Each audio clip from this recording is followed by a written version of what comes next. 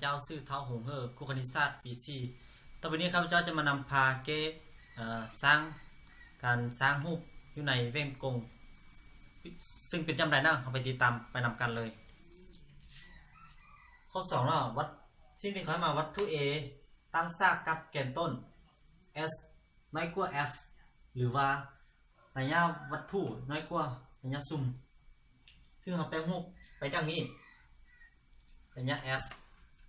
นี่เป็นลักษมีระยะ F ระยะของวัตถุ A B จะน้อยกว่าระยะซุ่ม F O ซึ่งวัตถุ A B เนาะสูง A B ก็เราจะแต้มนั้นเราต้องใส่ลักษมีแสงขนาดกับแกนต้นสลักษมีแสงขนาดแกนต้นแล้วสะท้อนไปผ่านจุดซูม F มันจะมีส่วนเกณฑ์ยาวไปทางหลังตดไปทางหลังหลังจากนั้นที่2ตัวที่2แม่นเราจะใส่ลักษมีแสงไปใส่แว่นจะสะท้อนกลับไปผ่านลักษมี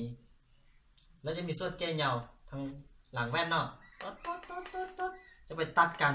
ซึ่ง2เส้นน่าจะไปตัดกันอยู่เม็ดนึงหลังจากนั้นเอาขีดเส้นซากตั้งซากกับแกนต้นจะได้วัตถุ A ขีด B ขีดเนาะซึ่งจะได้รูปเนาะเพราะเป็นวัตถุขอโทษจะได้รูป A ขีด B หรือว่า B ขีด A ซึ่งแม่นรูปของ AB เนาะมันเพียงรูปรวมเท่านั้นไม่เป็นรูปจริง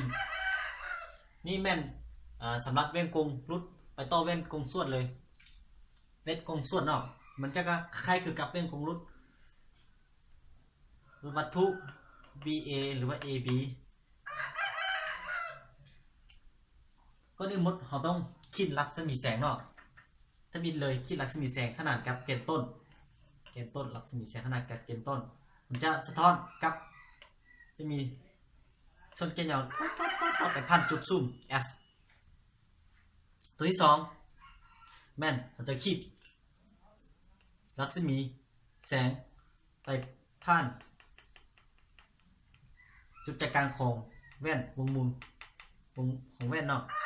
หลังจากนั้นเราจะได้เม็ดตัดกันระหว่าง2เส้นนั้นอยู่ที่เม็ดนึงซึ่งเม็ดนี้เราคิดตั้งซากกับแกนต้นจะได้วัตถุ B คิด A ว่าแม่นวัตถุแม่นรู